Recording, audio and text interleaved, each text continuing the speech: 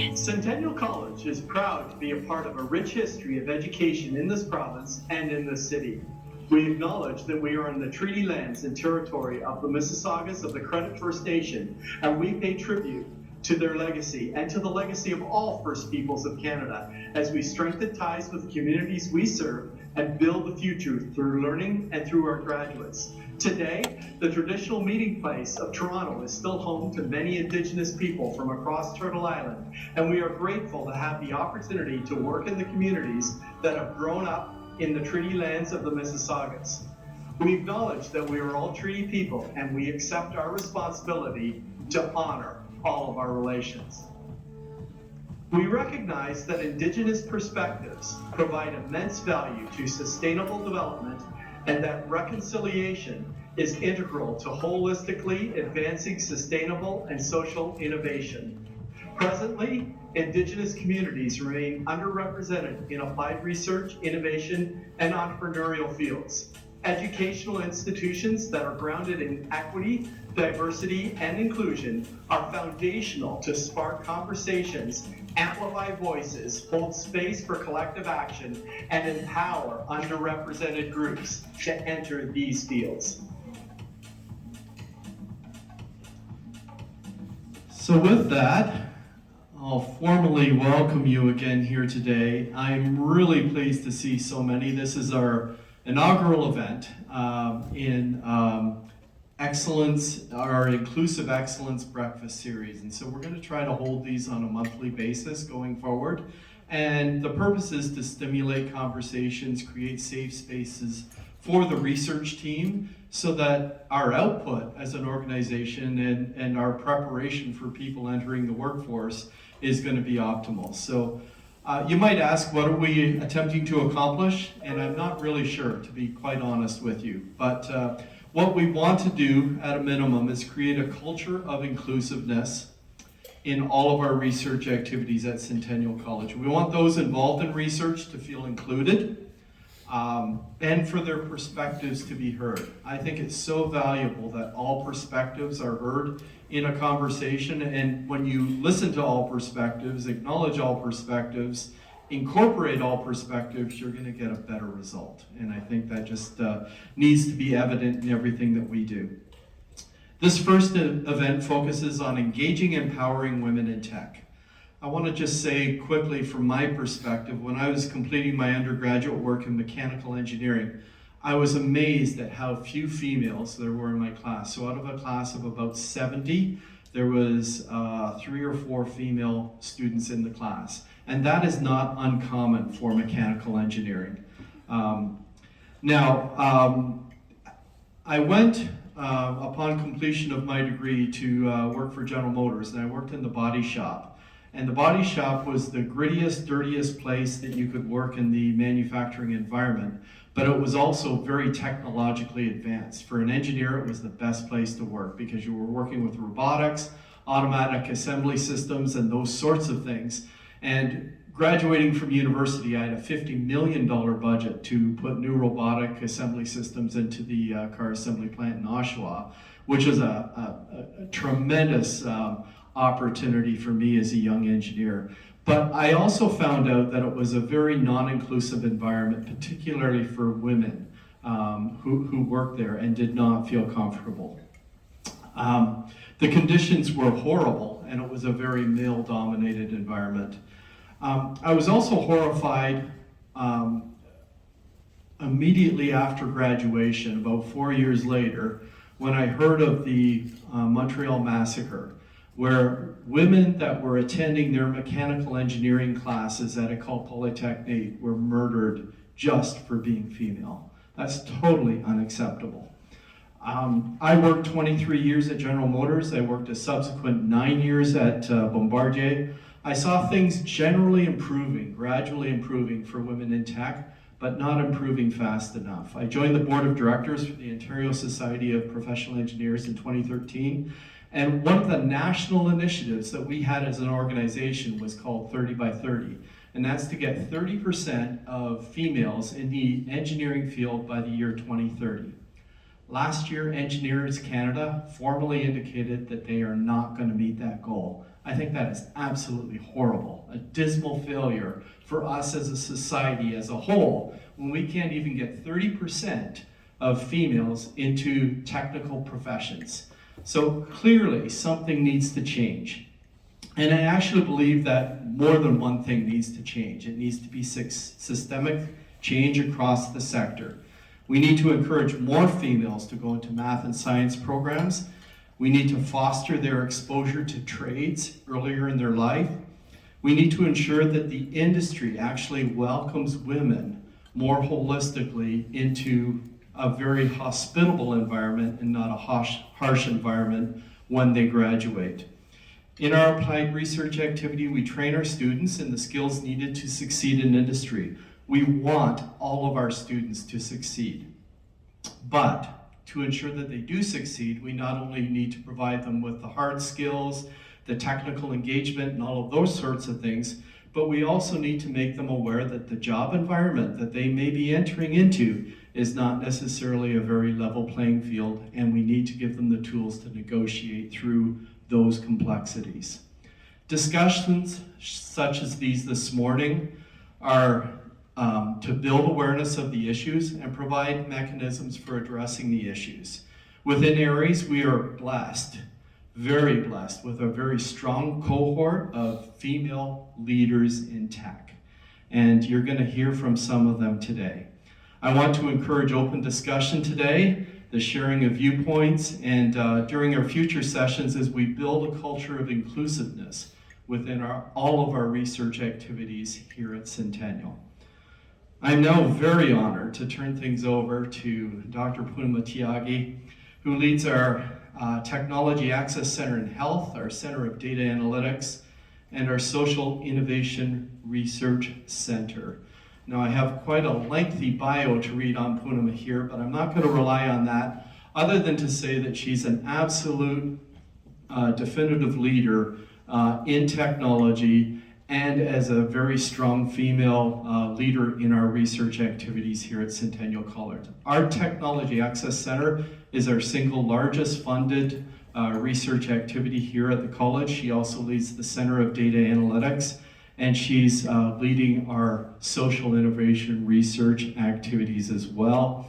She has supported over 300 companies, received over $30 million in funding from granting organizations, and has published 13 peer-reviewed publications and 2 book chapters. I honestly have no idea how Poonama fits it all into a day's work, but she does that. She's always smiling. She's always very engaged with her team and very supportive. They call her Dr. Poonama, and I'm very pleased to invite Dr. Poonama to the podium now. Thank you.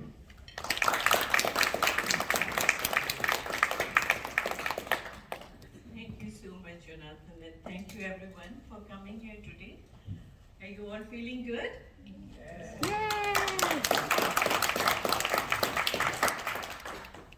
So, I haven't prepared any presentation for talking to you today. I just want to start with this, that I don't know why Jonathan invited me to this giving opening remarks. Oh, I'm a woman. I usually forget that, and that's the best work environment where you are not reminded that you are a woman, what gender you are, what race you are, what color you are, what creed you are. So that's the inclusive environment we need in technology. And I will start with some facts. Is Canada doing good in involving and adopting women in technologies? No, not so much. Although we have 70% women working in health industry, 60 or so in education industry, a large portion in administrative role in service industry, but not in tech. We have around less than 25% women who are working in tech industry, and that's the ratio worldwide. So it's not a unique thing that we are doing. So why this problem? Why are not women joining in tech industry? So the problem is this: they don't have many role models. They don't have that inclusive culture. They don't have right pathways leading from their academic programs to their careers, and that's the problem. So in Canada in 2019, 42% women graduated with post-secondary degree. So 42%, but how many were working in the tech industry? 25%. But if you look at the career progression also, only 3% women are in senior and executive roles worldwide, and out of 500 top companies, only 37 CEOs are women. So there is a problem. There is a problem because if the career progression is not happening, why? And if there are not many leaders to pull and create that inclusive environment from the top to pull many women and create right pathways, they create inclusive environment. What should we do? We should look at the challenges. We should look at the problems that women are facing. So when they graduate from their education to their career, lack of role models, female stereotype, the gender stereotype is there. When you close your eyes and think about women in profession, what comes to your mind? I'm sure you might be visualizing doctors, you might be visualizing teachers, and you might be visualizing nurses and sitting on reception. So and Jonathan, you said there were few women in engineering when you graduated. Women were considered alien in those programs, but we are making our places in that. So I explore you all to become role models in your area, to support the students who are working with you in research as well as in your classroom, to motivate them to join these careers. So those are barriers and challenges, and I am sure we will discuss that today, because we are creating these series to discuss these issues of inclusiveness, and we want to hear more and more voices. But women also has subsectors, different races, black women, brown women, and different women, different cultures. But you might be asking, why this question? Why everything is working fine? Why do we need more women in technology? You need diversity in your workplace. If you look at the world, more than 50% are their population is women.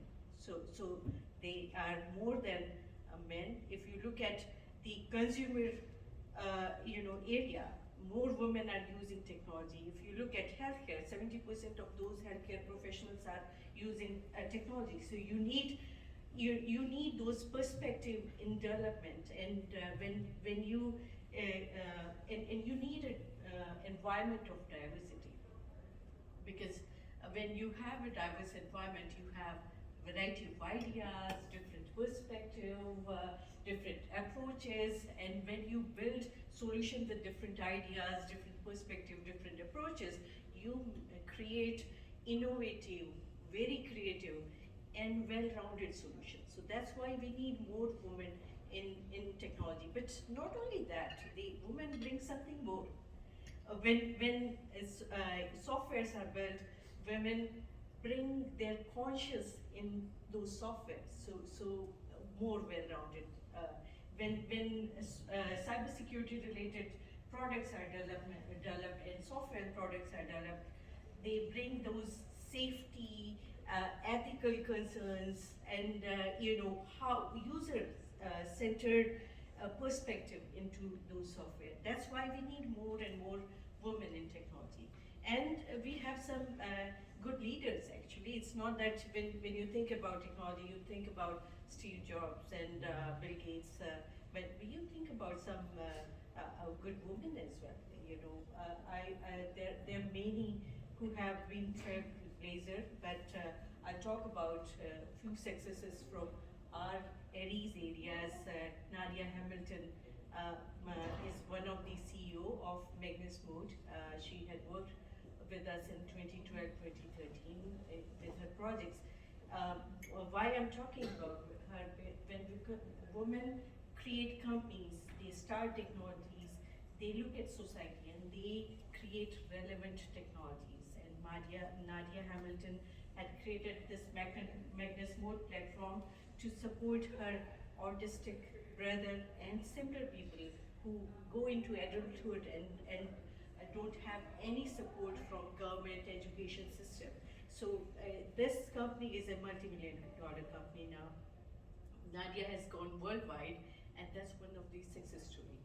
So today, I want to implore you to think about all this.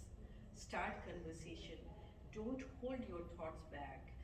I'm inviting you all, male and female, because when we have to create those inclusive environment, every voice and every support is required. So think about that, and I welcome you to this breakfast series today. Thanks for coming and giving your valuable time to us. Thank you.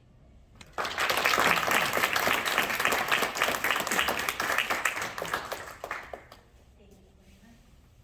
Thank you so much, Randy.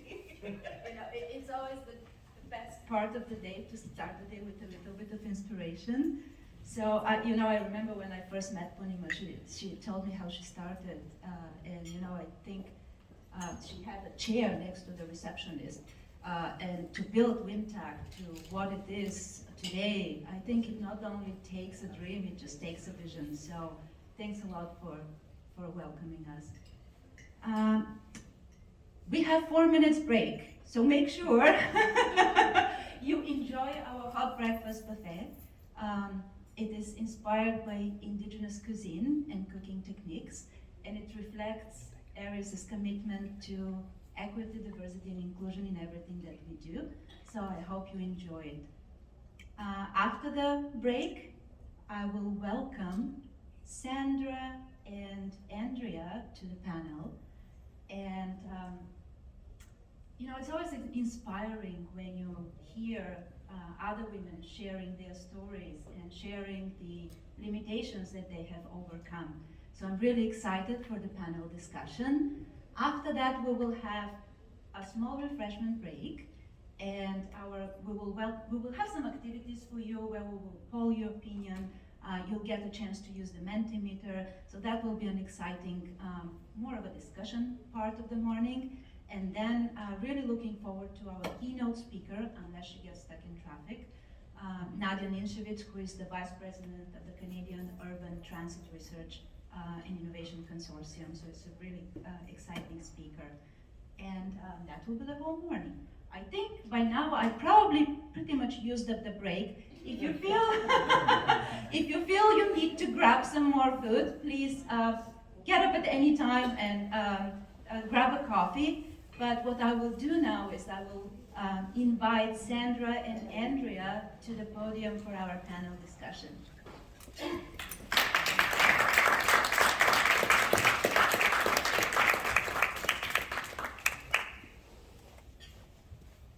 All right, so I'll introduce them first. Andrea. Andrea has a true passion for technology. Andrea has a bachelor's degree in systems analysis. She also has a master's degree in computational intelligence. She specializes in business management using ERP systems, has an advanced diploma in computer engineering and software engineering, and is a trained or certified Scrum Master and an Agile coach. Andrea brings to Centennial over 15 years of experience in the IT and telecommunications industry from Brazil. And when I read your biography, Andrea, you just didn't stop learning. Sandra has a very special place in my heart because Sandra supervises all of the energy-related projects in our applied research portfolio. She focuses on clean energy projects, basically giving companies a chance to develop new products and innovate in the clean tech space for a low carbon economy. Sandra is an aerospace engineer from Colombia, and she's also a certified project management professional. So welcome to both of you. As I said, it's sometimes really inspiring to just hear women share their stories. So in your experience, did you really, in your professional experience I should say, did you really feel a gender gap? And did you have to work differently to basically overcome the gender gap? Oh, yeah, the microphone. And thanks, Wendy, for having me here. Yeah, so I think the gender gap impacted me a little bit when I decided to get pregnant. I had to prioritize my family plan, my career and studies. And these happened right after I finished my master's degree. So I decided to give up from starting a new program in a postgraduate program. And during that time, I think that I was not up to date with the technology area, but I continued working on the technology area. That time I had to choose. I couldn't be like a student, pregnant and work. So then I decided to be pregnant and continue working in that company that I was working that time. And I think that was not a bad thing in my career because I could think about my family. I tried to stabilize working life and my family plan. And I think the most important, I was able to feed my family. So now I'm a mother of two amazing boys, and they are the reason that I continue learning, studying, and improving my skills in the technology area. Yeah, you raise a really good point here, because I think that if we would like to keep talented women in technology, we just have to find different ways of how to support them, because work-life balance and flexibility really become that much more important as life progresses and we start having families.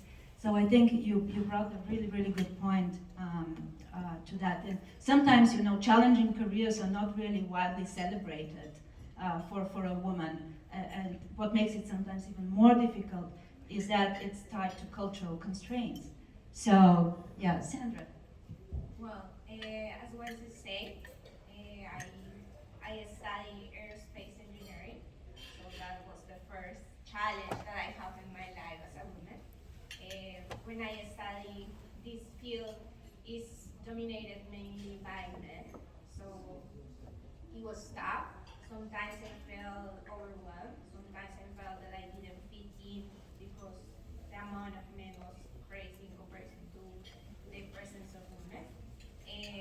And it was a little challenging. So the way that I overcame to those challenges was pretty much preparing extra myself.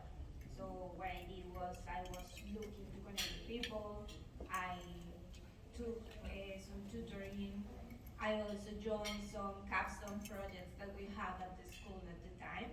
So that helped me to grow personally, but also professionally. Also, I worked to boost my confidence, and those boosts helped me to, at the end, I was able to find a job, my first job in the field, even before I graduated. It was good that I got. Yeah, there's still the perception out there that in order to be successful, you really have to fit a certain profile and you have to fit that stereotype. And I think it's really important to allow women to find their own paths and to define their own careers. So thanks, Sandra. So my next question is, what do you think is most important to encourage women to enter the STEM field? Not only to enter, but to really stay in it. So let me tell another history about myself. Yeah, so my first involvement in the information technology area was when I was a child. I was 11 years old. And my passion started when I started watching a TV program where I saw a woman. She was working with computers and seems to be a very important person in the technology area. And then I decided that I would like to be the same, that woman. And then I asked my mother that I would like to learn how to operate computers. And my mother then enrolled me in a 2 weeks computer program. And when I learned. After that, so my mother always told me that if I could be whatever I wanted, if I study and I dedicated to my studies. And then I decided to start my high school in a program with emphasis in the informatics. And then I had my first internship in the last year that I was in the high school. And after that, I went in that direction ever since. So all my development education was in the computer science and the information technology area. So I believe, so for women to enter in the STEM field is very important that they have some mentor that can guide them, can support them throughout their careers. And this will make it easy for women to continue in the STEM field. Yeah, a really good point, Sandra. Yeah, I think Sandra mentioned something that is really good. That is the importance of show young generations that science and technology is also, or can be also exciting. I think another key will be the persistence. You have to persist, right? As a woman, we have to work double. So the key is to never give up. Also, I will say that just try to help each other. Whenever you have the chance to help some other woman or some other person, you just try to help each other, because we together can create a strong world for us and a better world for us. Yeah, I think this is really kind of gets it into my next question, because we are all essentially part of teams. So how do you think teams can support women and be more inclusive or support you as peers in the tech industry? That is the key, right? Everything is about how to work as a team. So mainly I think that the team has to be supportive. We have to be in an environment where we can have open discussions. So we have the opportunity to talk about how we can improve, and also the opportunity to remove those barriers that doesn't allow us to have the same amount of chances, right? Also to have the way to discuss how we can create an inclusive environment while we are working or where we are in college. Yeah. And I also think that team members, they should speak out against gender bias.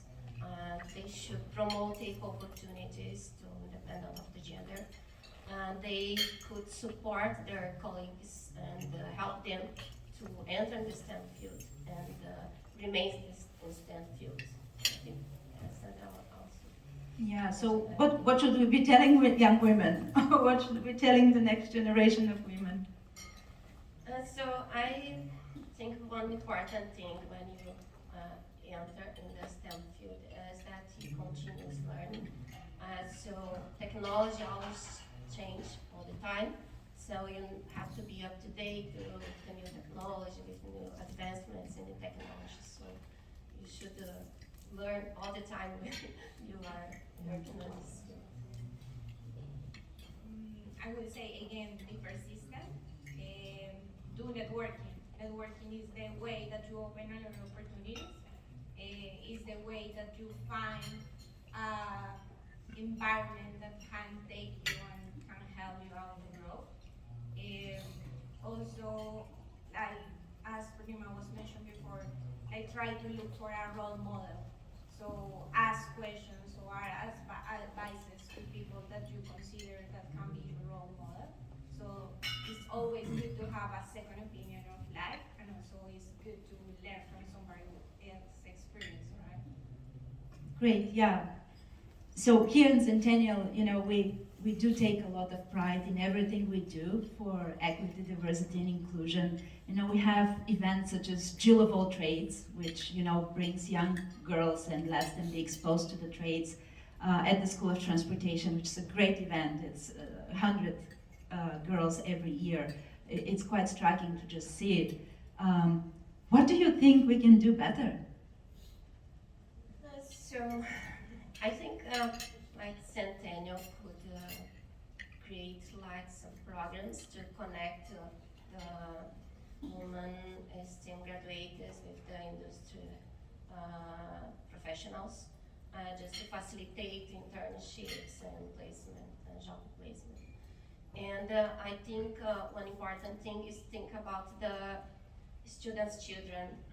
So if we can have more programs that the student can participate and show them what they can build in the future, I think this will help to have more women in the STEM field. Yeah, amazing, I agree. Sandra? To me will be increasing the female presence in leadership and also teaching roles. I think it's important, as I say, to have a role model, and with best opportunity to do that using that with our students. So it will be inspiring, and also will be that having that role model when you are studying will give you a lot of inspiration also and insights.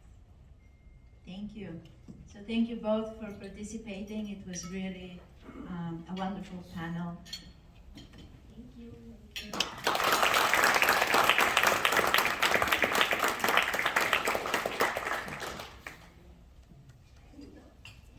Wait.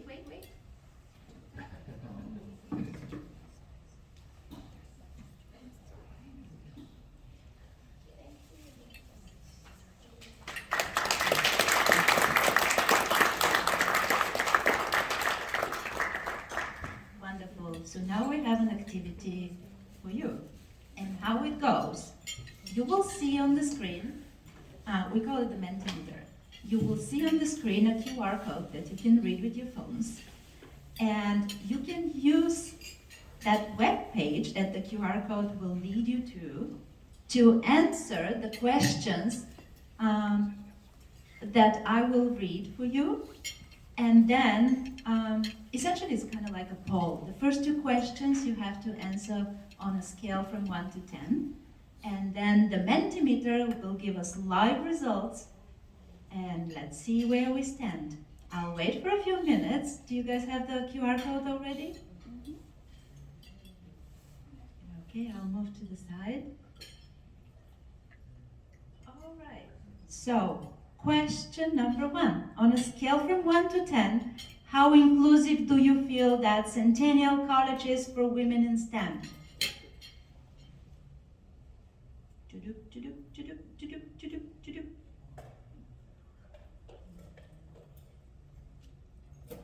3.9. Question number 2, on a scale from 1 to 10, how well do you feel that Centennial College prepares women for success in STEM?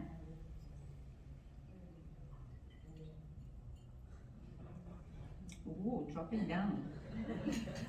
Actually, I have to tell you, this is quite surprising for me because I recently viewed the similar results from a similar survey at U of T, and they were way lower than 3.9, so that's not that bad.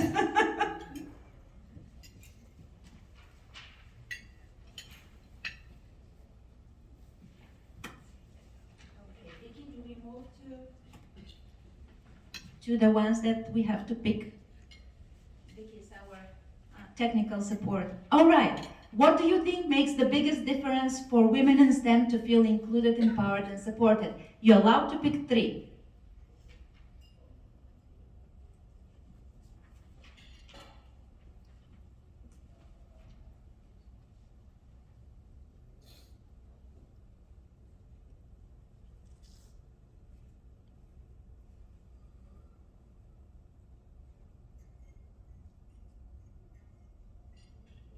Oh wow, amazing. You guys seem to go in the same clusters. Management leadership, the overall workplace culture, yeah, that is really important. Having mentors or someone you feel connected with. Not the pay, come on. That is a surprise to me.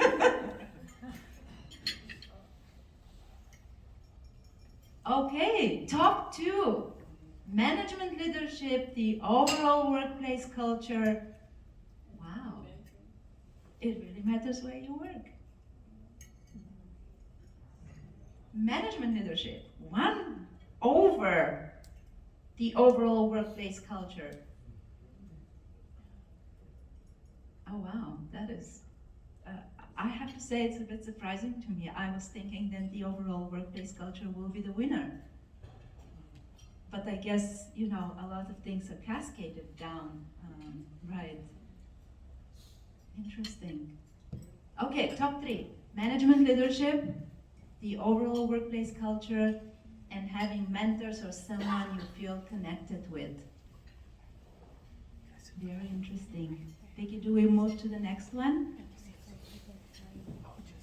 At what stage of your career do you think more EDI for women in tech would have made or will make the most difference?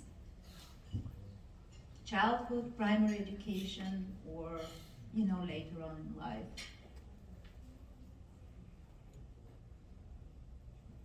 Oh, up to 2. You cannot pick more than 2.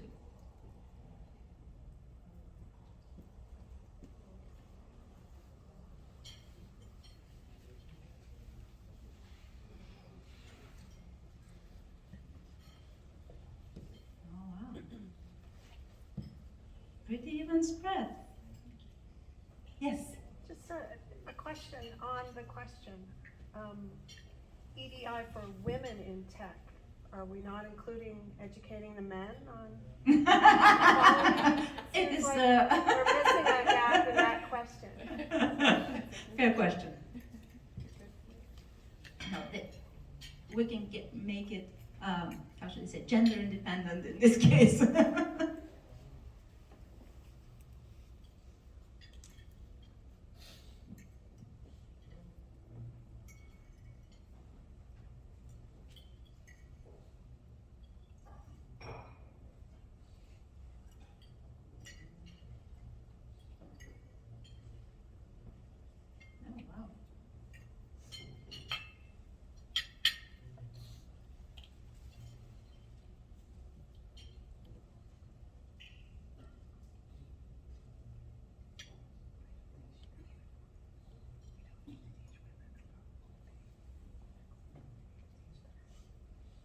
Yeah, 10 and 10. Young adult and post-secondary education, and then career and professional development. Interesting. But you know, it is a fairly even spread, except for the job searching. So I guess the more opportunistic part probably wouldn't matter much.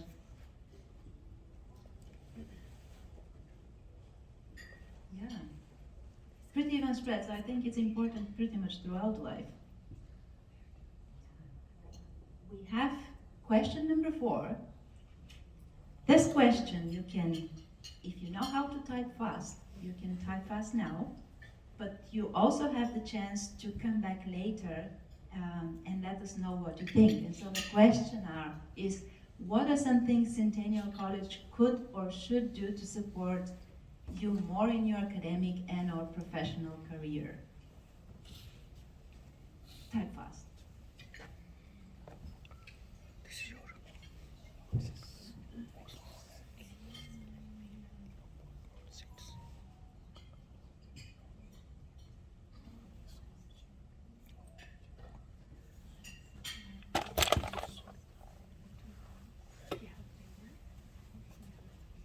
Professional development. I absolutely agree.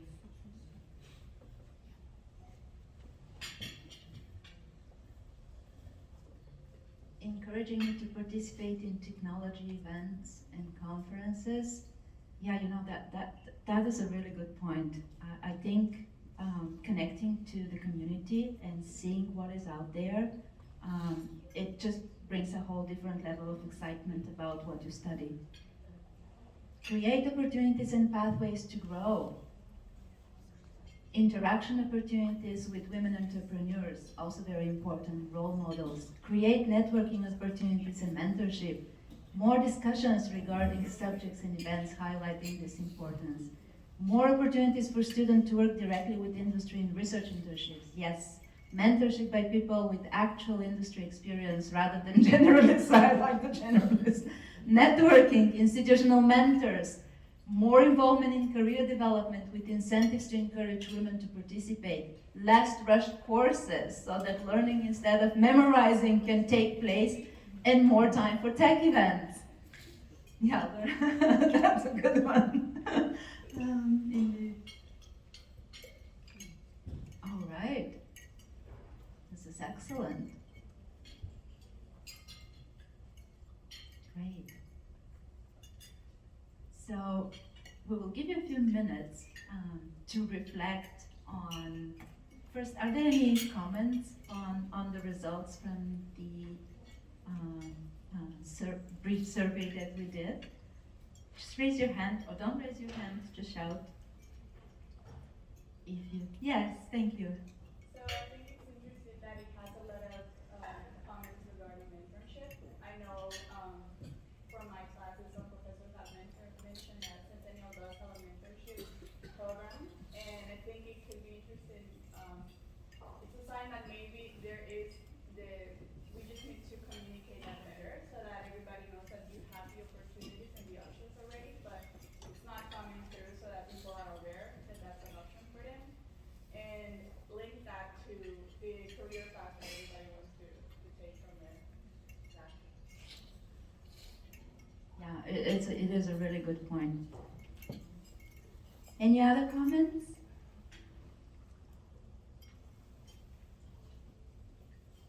Great, so we'll let you, well, you can pick what you would like to do. Reflect on what we just said, grab some more coffee, or I'll ask also a few other questions. You know, maybe share within your tables, and we'll have just a brief check before Nadia Ninchevich, who I see outside, so our keynote speaker has beat the traffic today. Really excited about that. I'll just go say hi, grab coffee, grab some more food, and think about what is the biggest challenge you have faced as a woman in tech, or if you're not a woman in tech, what is the biggest challenge you have noticed other women in tech face? Feel free to share your ideas. I'll come around and ask you again. So let's take 5-minute break. Feel free to talk to your neighbors at the table. Feel free to grab some more coffee and some more food. I'll be back.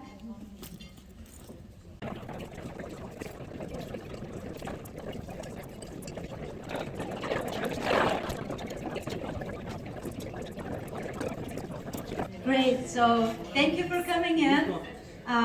We will proceed to the last segment in our schedule today. First, did you want to share anything from your discussions around the table on, you know, what are some challenges that you have faced either as a woman in tech, or, you know, you think women in tech have faced? Too much stress. Stress?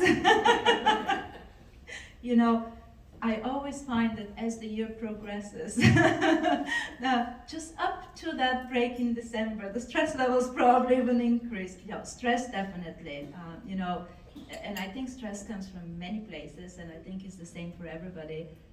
It comes from trying to balance work-life demands of the job, how fast technology is moving, and I think sometimes expectations just really do move on par with technology, so sometimes it's just difficult to keep up.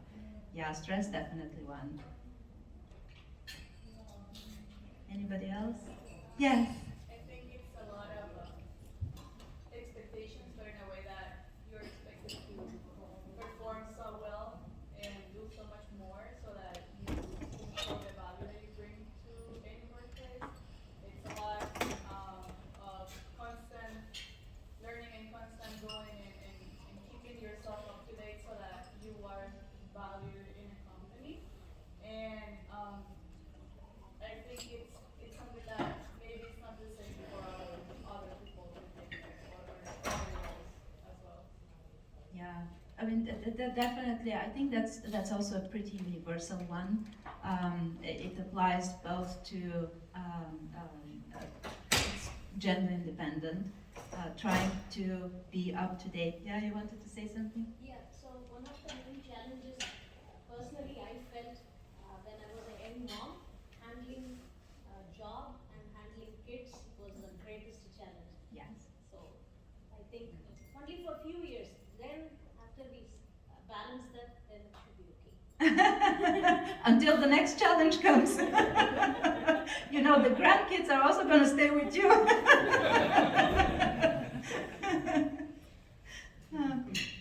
Erica. Yeah, I think that also women in general, we feel that we need to always try to stand out more because to leverage with men, I would say. So we always have to, we feel that we're never doing good enough, even if it's at home, like at work, or at studies, everything. It's hard to, we have our own pressure, I think, as well. To do well. You know, a lot depends on a woman at home, and a lot depends on, you know, on you at the job place, regardless of whether you're a boy or a girl. So yeah, everything's a challenge.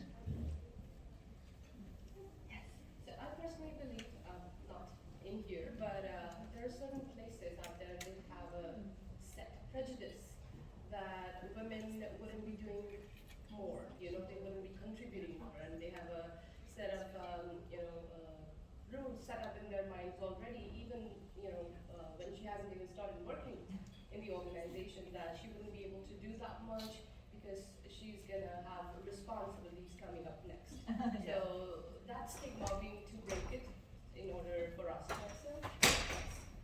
One of the challenges, I would say, major roadblocks. Yeah, I actually believe, I've heard a lot of younger women mentioning this, that they're always viewed that, oh, they know I'm going to eventually go on maternity in 2 years, right? So this kind of seems to always be at the back of the mind. Yeah. Anything else? Yes. Actually, I came here as a public because I was so curious when I saw this event about technology. And I'm a retired, and a retired preschool teacher as well as practical nurse. So 35 years ago, when it comes to digital technology skills, I'm really way down minus 100 something. But it mentioned there when this technology starts. But I believe it should start from the, like in the preschool. It should be a part of the curriculum. It should be emphasized more. That's what I experienced. Because in my case, it says technology. And I retired, and I said after retiring, do I need to see myself sitting on the wheelchair? So what I did was, I enrolled at TNU, something like a certificate in entrepreneurship. Yeah. And it just opened it was an all-one, everything just opened up. So I think it's a matter of mindset. Just like, like you young generation, comparing to senior like me, I don't have that. But I think it's a matter of advocating for yourself. Mm-hmm. Like now I'm building my arsenal, going to the library, going from, and technology is an amazing skills, and why can't women, do just like the men, just like with the young generation and the senior like me, and make a better version of myself. So that's why I'm here. I said, oh, this is amazing that Centennial is offering this, and I'm gonna explore and see how, But thank you so much. I thank you for this comment. I find this very inspiring, and I think it is a really good conclusion of our segment. So thank you for that. I will proceed and introduce Nadia Ninshevitz. She has such an impressive biography that I will have to read it. I think this lady should come up and speak. Next year we'll have. Nadia is the Vice President of the Canadian Urban Transit Research and Innovation Consortium. She's recognized for creating revenue-generating, cost-saving opportunities for Canadian advanced manufacturers and not-for-profits.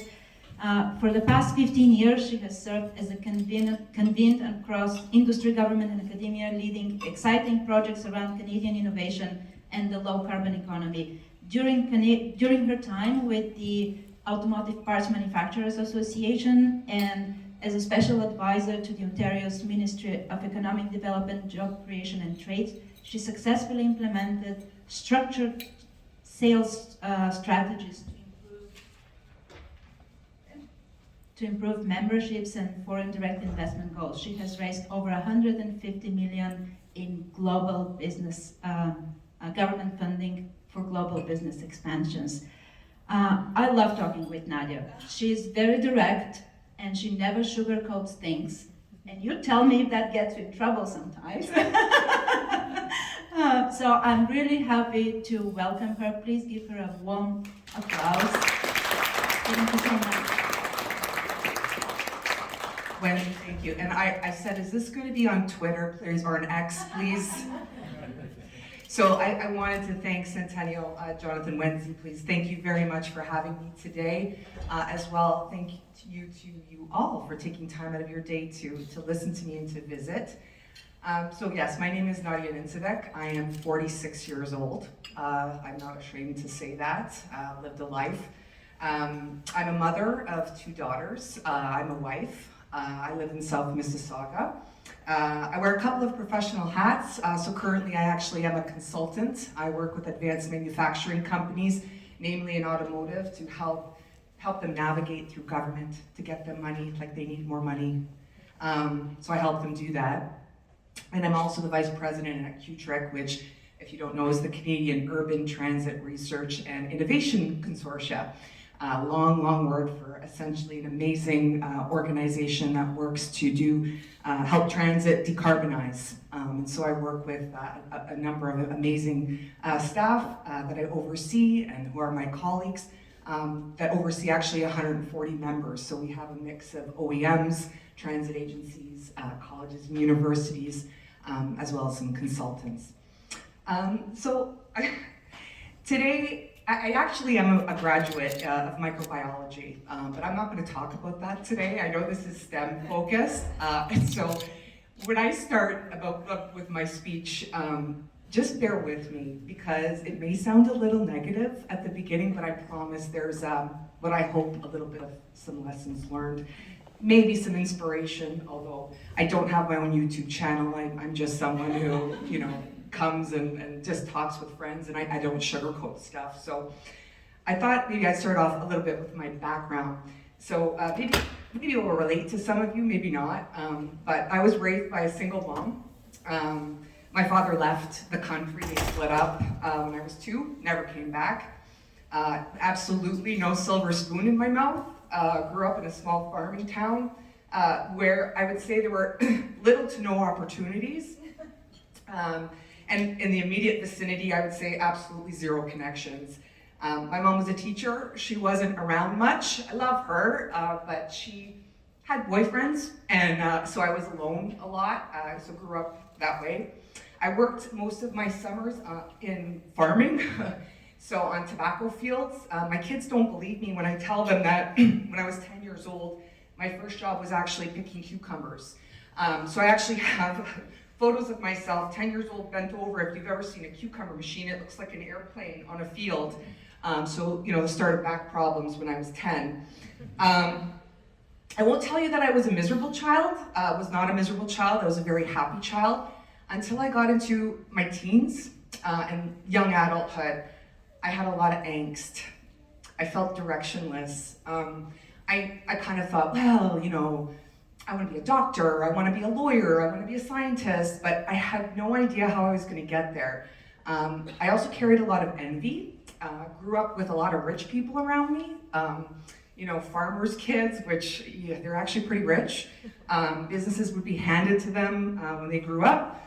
And I just knew I was going to have to work for every single thing that I had, and it made me mad. It still kind of makes me mad, but.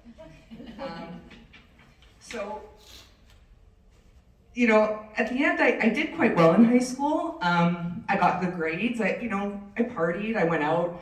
I had friends, but there was always something inside of me that said, you know, Nadia, it's all you. You're the one who's going to have to get the marks and to get into school. There's not going to be anybody who's going to help you. I guess though I did feel a little bit mediocre, but I graduated. I graduated with microbiology co-op. I actually started in toxicology, but I thought, wow, this is going to be great. Environmental change, sustainability. I'm going to see how much toxins are in fish fat in our oceans, in our lakes.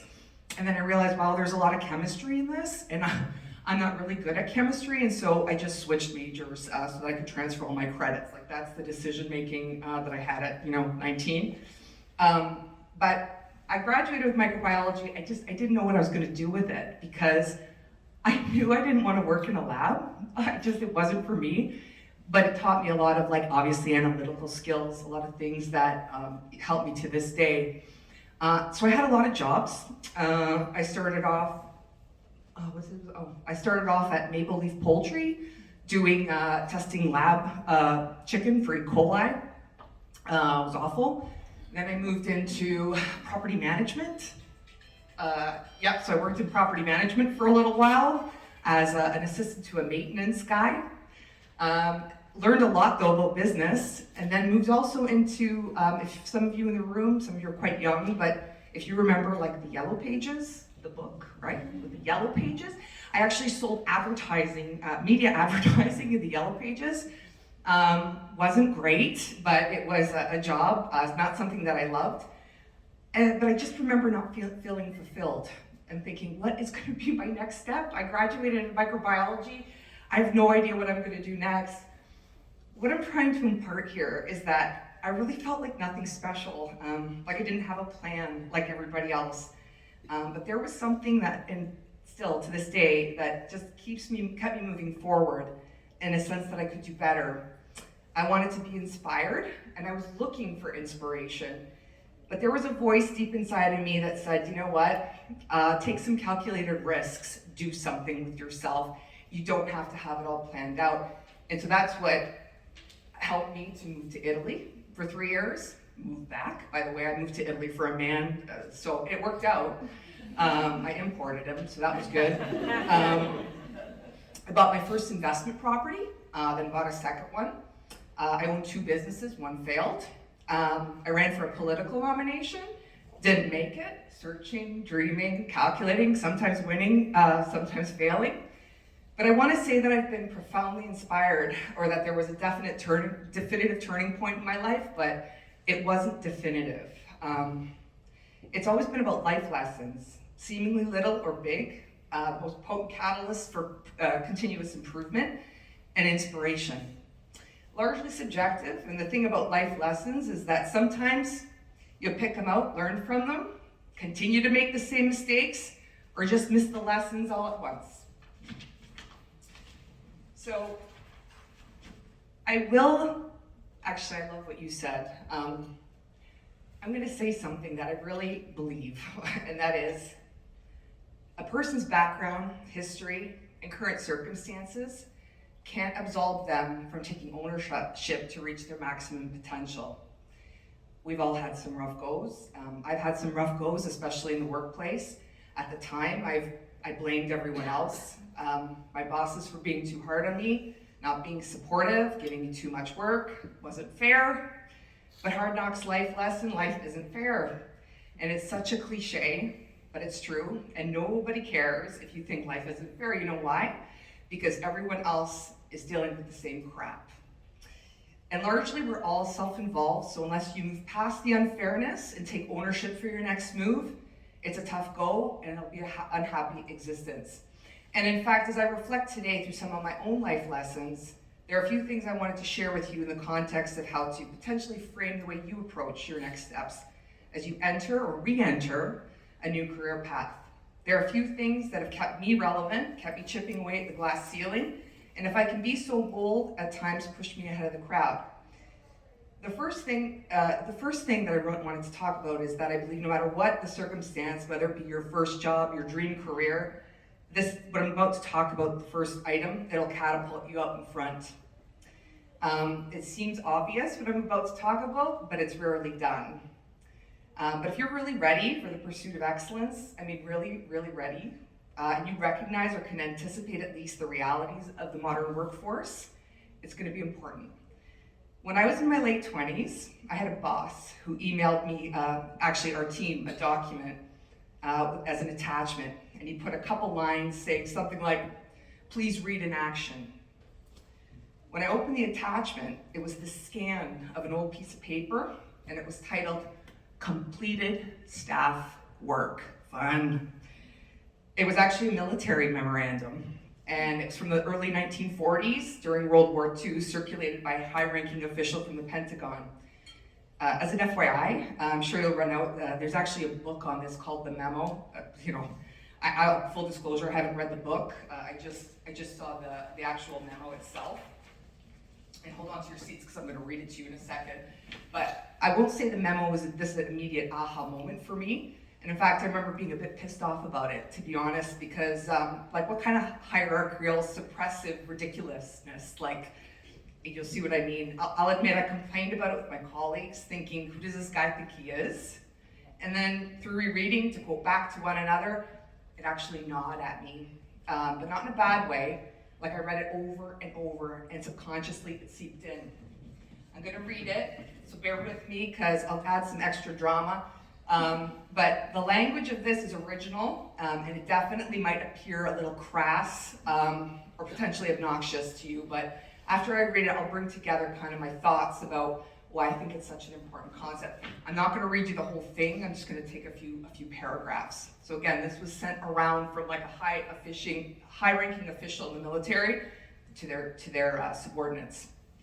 Completed staff work is the study of a problem and presentation of a solution by a staff officer in such form that all that remains to be done on the part of the head of the staff division or the commander is to indicate his approval or disapproval. The words completed action are emphasized because the more difficult the problem is, the more the tendency is to present the problem to the chief in piecemeal fashion. It is your duty as a staff officer to work out the details. You should not consult your chief in the determination of those details, no matter how perplexing they may be. You may and should consult other staff officers. The product, whether it involves the pronouncement of a new policy or effects of established one, should, when presented to the chief for approval or disapproval, be worked out in finished form.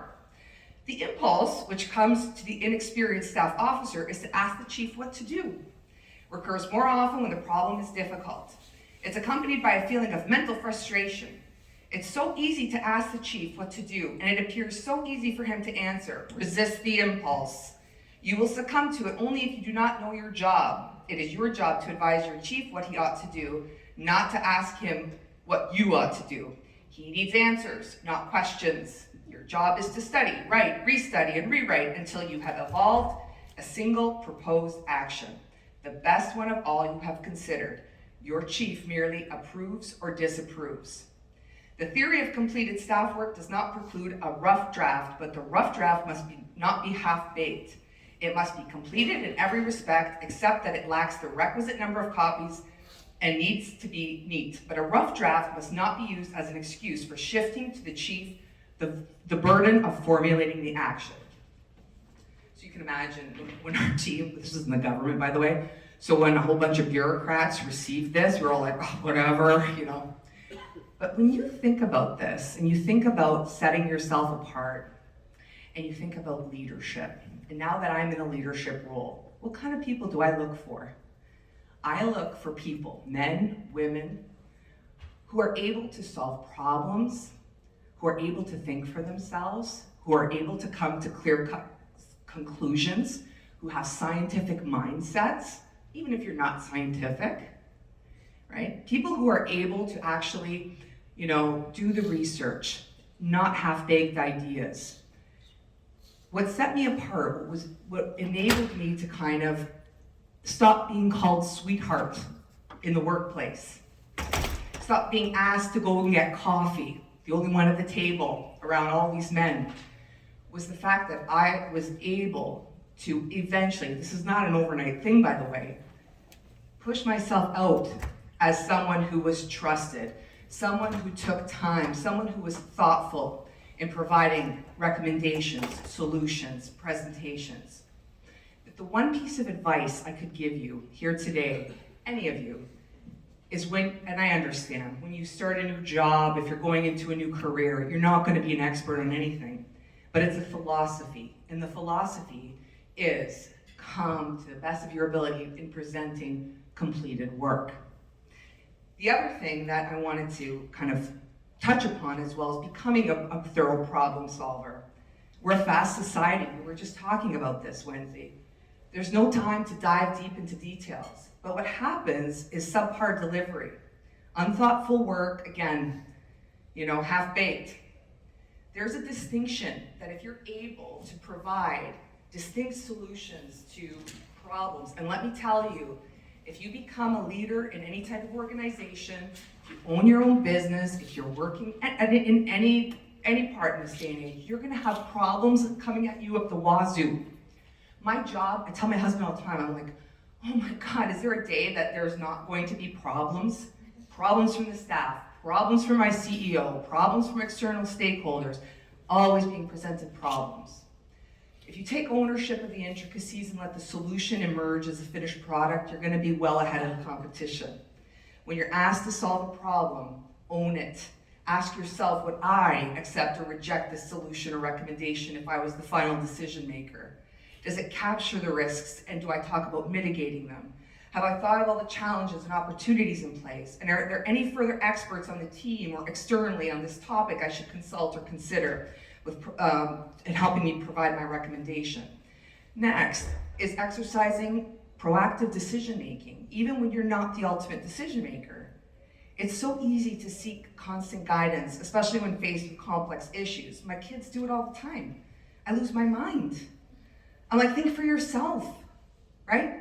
I mean, I'm not asking them to make a decision on, purchasing something on Amazon without me knowing about it, but it's about reclaiming power, coming to the table.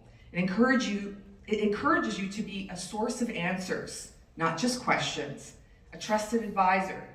Be the proactive decision maker who studies, refines, and presents a single well thought out action. I love this. Manage the manager. You have the power to manage your manager. If you are an employee, even a student, maybe I shouldn't say student to professor, but you have the ability to kind of set an expectation given the quality, the thoughtfulness of your work. I'm not saying to act on your own agency and making multi-million-dollar decisions without, an executive knowing about it, but take the power and exercise thoughtful, well-thought-out deductions. And also, the way you present your ideas matter. Take your vitamins. Be sharp, be awake. Remove the complexities of your recommendations or your presentations. Craft your proposals in a finished form, ready for approval or disapproval. You want to ensure that you're presenting fully formed ideas. If you position yourself as an advisor rather than a suggester, you're going to jump leaps and bounds over the competition. Provide solutions that are ready for implementation. This makes leadership notice. It would make me notice.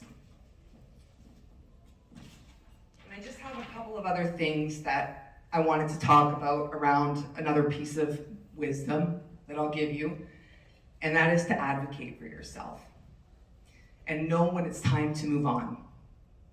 I've had unfortunate circumstances. We all have, especially in my career. I once had a boss portray my work as his own while I was sitting in the same room. Project was a multi-million-dollar award that probably would have gotten me a raise and a promotion. I had to watch the CEO, the chair, the rest of the executive team pat him on the back, take him out for lunch. I was devastated. But it happens, not just to women, it happens to many of us. I'm sure it may have happened to some of you in this room as well. It's not fair. Life isn't fair. And so you have choices. The one thing I will always be aligned with is the power of personal responsibility and advocating for oneself. You have to acknowledge the challenges, but also the realities of your situation. And you actively problem solve. It opens up options. You gotta help yourself move the needle. Make sure that you're trying to align with your aspirations. For me, it was small, incremental, and active steps. Took me a long time. I think I'm old. I'm like, oh, I should have been a CEO by now. Whatever. I still moved the needle forward. I provided proofs, completed work, advocated, rinsed and repeated. Advocacy can lead to change, but recognize it may take time, involve a commitment to self-discovery, growth, and hardships. But when the well is dry, when you're beating that dead horse, it's time to move on. I moved down from that job. I moved down to part-time. I went 4 days a week, and I started a consulting business. Not overnight, it took me time. I also opened up another business with a partner for 3 years, which failed. It's another story. But I persevered. I moved forward. I went through downturns, downsizing. If you don't know what downsizing is, it means I got fired, right? I just hustled. And finally, the third lesson, the best compliment I think I've ever received, was a former boss who told me after a client meeting, you know what, Nadia? And I'm gonna say this, you might not think it. If you knew me, maybe you would, but you're charming. Charming? I said, like, what are we, in the 1950s? But if you think about it, charming people have the ability to make others want to be around them. And the secret around charm isn't turning it on or being fake. It's not a woman or man thing, or even a means to an end to get what you want. It's about exuding an approachability and comfort in conversation, making people feel at ease.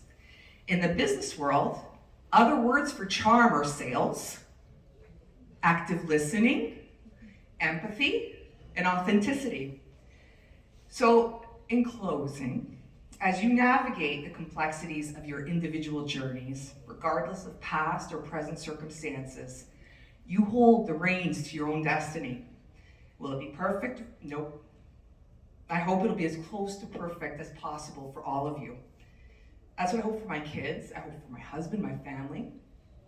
But I know that in reality, you're always going to have stresses, challenges to overcome. That's life. And in every moment, the choices we make contributed to the narrative of our lives.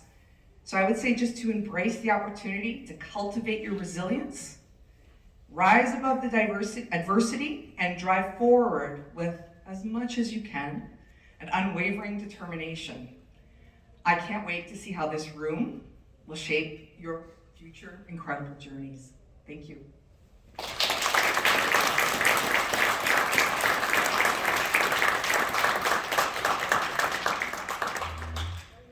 Oh, I keep it. Any questions for her? No questions. It's okay. Okay. I was wondering, it is quite stunning. I thought that you knew kind of the highlights of your career, but now that I see the granularity of it, it's. Thank you. It is even more impressive. What do you think really made a difference for you? Like, what is the one single most important thing that you go, oh, if this didn't happen, I wouldn't be where I am today? It's not necessarily a fact. So, as I mentioned, I grew up in a single family household, but what I didn't mention is that I did actually have grandparents, foreign grandparents, didn't speak a lick of English. They were more like my mom than my mom was, and they provided unconditional love and support. And that for me, Wendy, was something that, if any of you, I don't know, I don't want to talk too culturally, but they were Ukrainian, and we talk about European guilt. So I had a lot of European guilt. They would say, you can do better. Yeah. You're gonna marry doctor. I don't need to marry a doctor, right? Like, I can do it on my own. And so I feel like, I call it guilt, but it also helped me to have that fire in my belly to not disappoint them. And I'm not saying that, to impart on any of you that, in order for you to be successful or to, kind of ride the wave to success, that you need someone to push behind you. But what I would say, Wendy, And again, I'm just telling you how I feel, is the people that you choose, and you've heard this so many times, you see it on Instagram constantly, make sure the people are, they're in your circle of friends that are pushing you and blah, and it's true. But I would also say, if you had a crappy family, some of us have, some of you have, I'm sure, if you didn't feel like you had the good support system, make sure that the people that you have around you today are people that are lifting you up. And certainly, the partner, if you choose a partner in life, make sure that you choose as best as you can, because the most wonderful feeling is to have someone at home or someone around you that is pushing you to actually walking side by side with you. So I would say, Wendy, that it was the feeling of motivation and support that I had. Yeah, thanks. Anything else? Anybody else? Yes. Just in terms of your challenges being a woman and, through your up and downs in your life and your career, what are some of the, strategies or things that you might share that has helped you kind of lift yourself up within the dominant kind of male world? So I would say it really is being that trusted advisor. Like, I wish I could stand here today and say that, I did a grassroots effort at a multi-Fortune 500 company to overturn the sexist stuff. I didn't do that. It's hard to do that. It takes incremental change. We're getting there. But I realized very quickly that in order for me to stand out, I had to had to show them that me being a woman wasn't anything for,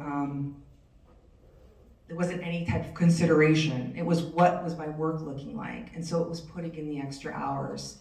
It was becoming a subject matter expert. I mentioned earlier, my career today actually is focused around advanced manufacturing and automotive, doing consulting work. I had no idea about what an assembly line looked like in an automotive company. So what did I do? In my spare time, walk the floor, learn about all the activities that the laborers were doing, understood all of the technologies that needed to be in place, efficiencies, talk to the engineering team.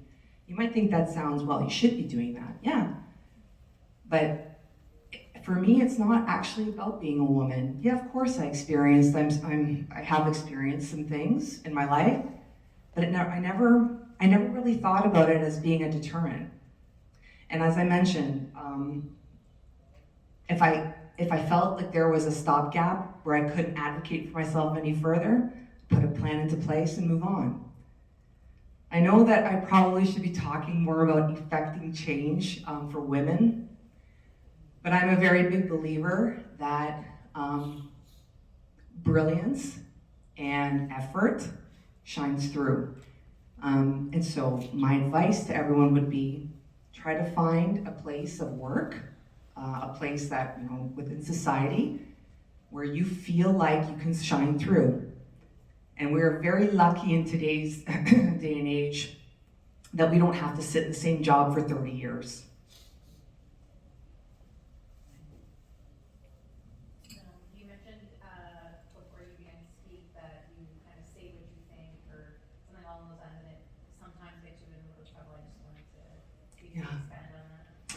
So I also have a hot temper, and I do. You don't say. Yeah, I have a hot temper, and so I've had to temper my temper, and not because I'm a woman. That again, actually, to be honest, I think some of us may have also experienced where reacting in a certain way, if our male counterparts have reacted in that same way, it's looked at differently. So I don't temper it because because of that, but because of the fact that it's just unprofessional, right? So I have to be careful, because sometimes I'll just say things that come right off the top of my head, like, no, that's not right. Like, I argue with my CEO all the time, and there are times where I'm like, ooh, I gotta bring it back a little bit. But I'm not disrespectful. I think that's the difference. And what I try to do is when I argue, my history has been to kind of spout off the top of my head. And what I have trained myself to do better, not perfect, but better, is to provide more like evidence-based arguments, because at the end of the day, I'm crazy, right? It sounds irrational. It's like I start spouting off. The other thing too is, I know they talk about it, there's a political way of pulling yourself up by your bootstraps, and then people say, oh, that doesn't really make sense, you can't pull yourself up by your bootstraps, but I really am that kind of a person where I think we've seen so many people who have been through misery, through trials and tribulations that I can't even imagine, and have risen to extreme and highly valued roles and have been well respected. And I think everyone has the potential to do that. And so when I say I talk very freely, it's not that I'm not a feminist or that I don't believe that there are adversities. It's just I'm more of a believer in the fact that what are your options? Like, is it just to sit back and complain, or is it to just do something and be proactive and get that aura and light shining around you? So that's kind of what I mean. Oh, that's wonderful. Yeah.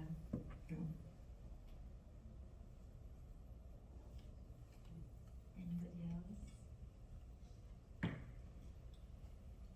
All right, so Nadia, thank you so much. Oh, thank I know you're coming all the way from the other end of the city through traffic to make it here on time. We know your schedule, we know how busy you are. So please join me in thanking Nadia for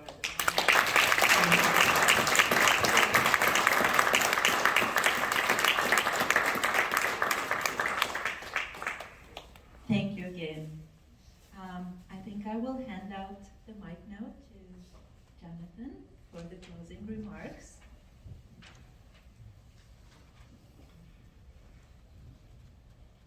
Thanks, Wendy, and Nadia, thanks for just an awesome keynote address this morning. So, as I mentioned at the start of today's event, this is the first in a series. The purpose is to start discussion on matters that maybe all of us aren't comfortable with, and look at inequities that exist at the institution, but also in the workplace.